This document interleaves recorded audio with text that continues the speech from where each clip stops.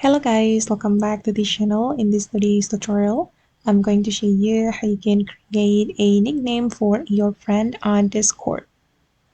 Okay, let's get into it guys. Here I have opened my Discord application on my computer, and for example, I'm going to create nickname for this friend on Discord. We can right click on the account like this, and then we just need to click on add friend nickname. And then you can create nickname for your friend.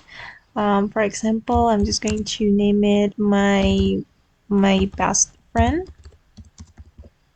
like this, and then you can read the information here. It will only be visible to you in your direct messages, so they will not know if you create nickname for them. And then we just need to click on save. Okay, and as you can see guys, that this account name has been changed, and nickname for my friend has been created. It will make us easier to find the account. We just need to go to the search menu and then type in the name to find the chat with this friend.